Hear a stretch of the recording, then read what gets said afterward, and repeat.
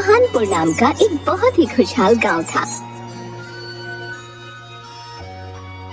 उस गांव के मुखिया का नाम लक्ष्मीधर था। दिवाकर और श्यामलाल अपनी समस्या लेकर मुखिया के सामने खड़े होते हैं। मुखिया जी, हम सच कह रहे हैं, श्यामलाल की मुर्गी को हमने देखा भी नहीं, और जब देखा ही नहीं तो उसे काट कर खाने की तो बात ही दूर है। नहीं मुखिया जी, ये सरासर झूठ बोल रहा है। हमें पक्का मालूम है, हमारी मुर्गी को इसने ही काट कर खा लिया है। तुम इतने विश्वास के साथ कैसे कह सकते हो? हमारी बीवी ने अपनी आंखों से देखा था कि हमारी मुर्गी उसके खेत में चली गई थी, और इतना ही नहीं, उसके पंख भी दिवाकर एक पॉलिथीन भरकर फेंकने ले जा रहा था। मैं कैसे मान लूं कि तुम जो कह रहे हो कि तुमने जो देखा वो सब सच है? मुखिया जी, हम झूठ काहे बोलेंगे? हम एक सीधे साधे आदमी हैं। दिवाकर की वजह से हमारा नुकसान हो गया है, हम बस उसकी भरपाई चाहते हैं। नहीं, तुम्हारी मुर्गी कहीं भाग गई होगी, इसमें दिवाकर की कोई गलती नहीं है।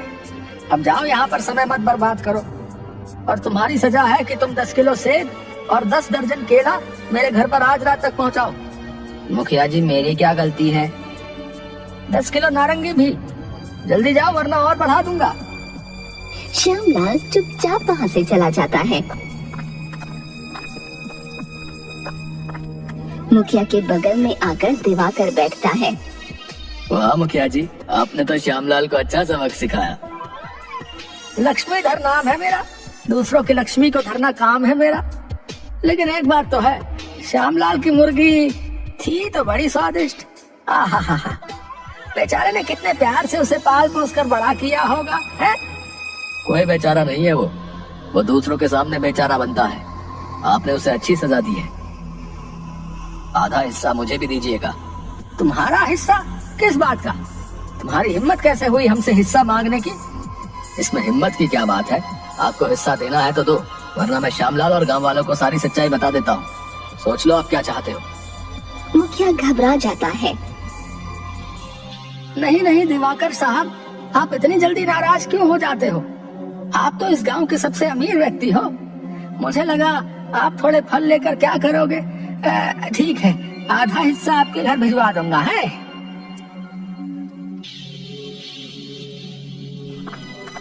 इधर श्यामलाल अपने घर पहुंचता है। उसकी पत्नी दुलारी उसे पानी लाकर देती है। क्या हुआ जी? मुखिया जी ने क्या कहा? मुखिया क्या कहेगा, वो तो दिवाकर का ही पक्ष ले रहा था। दिवाकर उसे पहले से ही अपने पैसों का रौब दिखा चुका होगा और खिला पिला कर रखा होगा। मेरी तो एक भी बात सुनने को तैयार नहीं था। मुखिया जी ने अंतिम निर्णय क्या सुनाया? हमें 10 किलो सेब और नारंगी और 10 दर्जन केला उनके घर आज शाम तक पहुंचाना है। हमें? पर हमें क्यों? आपकी गलती क्या है? अब तो मुखिया के चुनाव भी आने वाले हैं। इस बार हम अपना मुखिया बदल देंगे। तुम तो लक्ष्मीधर को जानती ही हो, वो अपनी मीठी मीठी बातों से सबको अपनी तरफ कर लेता है। और तो और दिवाकर जैसे अमीर लोग पैसों से भी लोगों को खरीद लेते हैं और अपने पसंद का मुखिया बनवाते हैं। आप मुखिया के इलेक्शन में क्यों नहीं खड़े होते? इस गांव को आपके जैसे मुखिया की जरूरत है। आपको ये करना चाहिए। मुखिया और मैं? नहीं, मैं ये सब नहीं कर पाऊंगा। करिए ना, इसमें सबकी भलाई है। नहीं तो इस लालची मुखिया और पैसे वाले लोगों के चक्कर में हमारा गांव बर्बाद हो जाएगा। हाँ, तुम सही कह रही हो। ठीक है, मैं करता हूँ। गांव में इलेक्शन का माहौल बनने लगता है।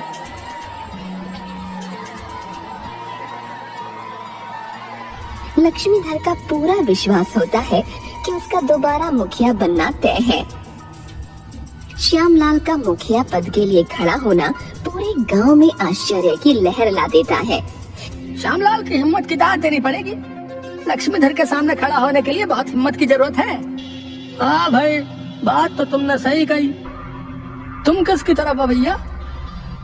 दिवाकर सेठ ने मुझे कह रखा है कि अगर मैंने लक्ष्मीधर को वोट नहीं दिया तो वो मुझे काम से निकाल देंगे भैया। हाँ, मुझे भी कहा है कि अगर लक्ष्मीधर को वोट नहीं दिया तो मेरा ब्याज 10% बढ़ा देंगे। फिर तो मेरे ऊपर बहुत कर्ज हो जाएगा भैया, पर श्यामलाल अच्छा आदमी है। तभी वहाँ पर श्यामलाल का भाषण शुरू होता है। मेरे प्यारे गांव वालों, हम सब बहुत सालों से लक्ष्मीधर का अत्याचार सहते आ रहे हैं। अब हमें ही कुछ करना चाहिए। अगर आप अपने गांव में एक सच्चा और अच्छा और न्याय दिलाने वाला मुखिया चाहते हैं तो मुझे वोट दें। मैं हमेशा आपके साथ खड़ा रहूंगा। तभी वहाँ पर लक्ष्मीधर का एक आदमी स्टेज पर आ जाता है। उसका नाम त्रिवेदी होता है। गांव वालों, क्या तुम इसकी बातें सुन रहे हो? उधर लक्ष्मीधर सेठ सभी को सोने का सिक्का बांट रहे हैं। अमीर हो या गरीब, आगे की जाति का हो या पीछे की जाति का, सबके लिए है एक सोने का सिक्का। जल्दी जाओ और ले लो। बातें सुनने से आपका पेट नहीं भरेगा। अधिकतर लोग त्रिवेदी के बताई गई जगह पर चले जाते हैं। श्यामलाल बहुत दुखी हो जाता है। नीचे उतरकर वो दुलारी से कहता है, देखा दुलारी, मैं कहता था ना, लक्ष्मीधर के सामने हमारी एक नहीं चलने वाली। वो सारी जनता को सोने का सिक्का बांट रहा है। अब उसका जीतना तय है। लक्ष्मीधर लोगों का वोट बटोरने के लिए कुछ भी कर सकता है। आखिर उसके पास लोगों को बांटने के लिए इतने सोने के सिक्के आए कहाँ से? मुझे तो इसमें बहुत बड़ी गड़बड़ लगती है। दुलारी और श्यामलाल त्रिवेदी की बताई जगह पर पहुँचते हैं। लक्ष्मीधर कहाँ है? वो देखो, वो रहा, फोन पर बात कर रहा है। और देखो, त्रिवेदी सिक्के बांट रहा है। कितनी लंबी लाइन लगी है।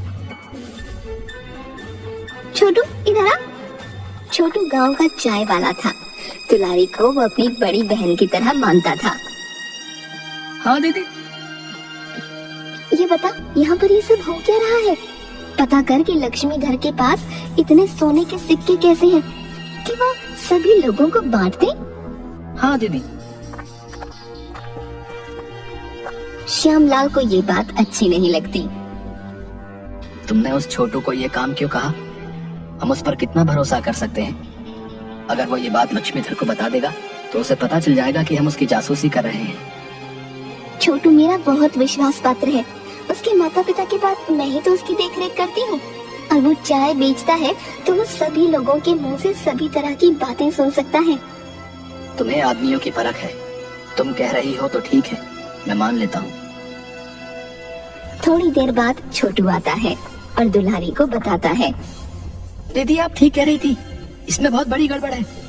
सोने के सिक्के पड़ोस के गांव के बदनाम गांजा डाकू से खरीदे हैं। वो तो जरूर ये सब कहीं से लूट कर लाया होगा। मुखिया अभी फोन पर बात कर रहा था। हमारे गांव की उन्नति के लिए जो पैसे सरकार से मिले थे उसने वही खर्च कर दिए हैं। मुझे पता था, लक्ष्मीधर से और क्या ही उम्मीद कर सकते हैं। अपने पद से उसे इतना प्यार है कि वो लोगों के बारे में सोचता तक नहीं। इतना बड़ा नेता होकर एक डाकू से चोरी के सामान खरीदता है। मैं उसे इतना गिरा हुआ नहीं समझता था। अब हमें इसका खुलासा करना होगा।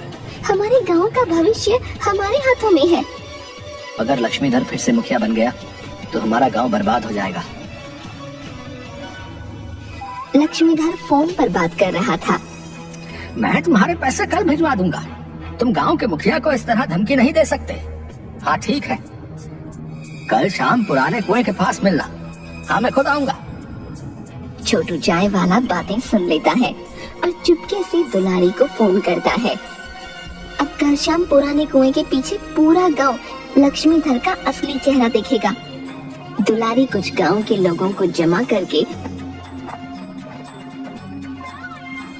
पुराने कुएं के पीछे एक छिपने की जगह पर छुप जाती है। वो लोग इंतजार करते रहते हैं पर लक्ष्मीधर नहीं आता। मैंने तो पहले ही कहा था, हमारे गांव के मुखिया में कोई खोट नहीं है। श्यामलाल जीतने के लिए ये सब अफवाहें उड़ा रहा है। चलो सब घर चलते हैं। बूढ़ा आदमी अपनी छुपने की जगह से निकलता है। तभी गांजा डाकू वहाँ पहुँचता है। लक्ष्मीधर, यही है तुम्हारा जासूस। अब तुम ही तय करो कि इसे सजा क्या देनी है। लक्ष्मीधर अपने दो आदमियों को चाकू लेकर उस बुजुर्ग आदमी की गर्दन पर रखने को कहता है। तुम लोगों को मैं इतने साल से खिला पिला रहा हूँ, हैं? तब भी तुम ऐसी हरकतें करते हो। नीच लोगों को कोई समझ नहीं होती। उसके मुंह से जैसे ही ये शब्द निकलते हैं, छुपने की जगह से सारे गांव वाले निकल आते हैं और श्यामलाल लक्ष्मीधर और गांजा डाकू पर हमला बोल देता है।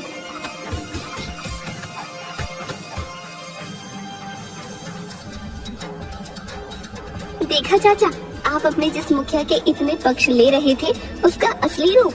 इसने गांजा डाकू को हमारे गांव की उन्नति के सारे पैसे दिए हैं और जो सिक्के आप लोगों को बांटे जा रहे हैं वो भी चोरी के हैं।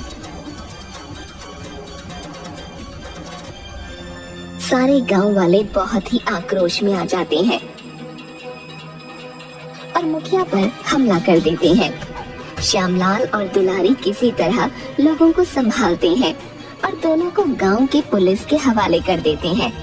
सारे गांव वाले लक्ष्मीधर के खिलाफ बयान देते हैं और फिर श्यामलाल गांव का मुखिया बन जाता है। देखा, मैं कहती थी ना, आप अगर सच्चे दिल से लोगों की सेवा करना चाहते हो तो आप मुखिया जरूर बन जाओगे। इस दुनिया में भले ही कितनी भी भ्रष्टाचारी और बुराई हो, पर अभी भी सच्चाई और अच्छाई के लिए थोड़ी जगह बाकी है और आप जैसे सच्चे और अच्छे लोगों की वजह से ही तो ये दुनिया चल रही है। हमारा मुखिया कैसा हो, श्यामलाल के जैसा हो।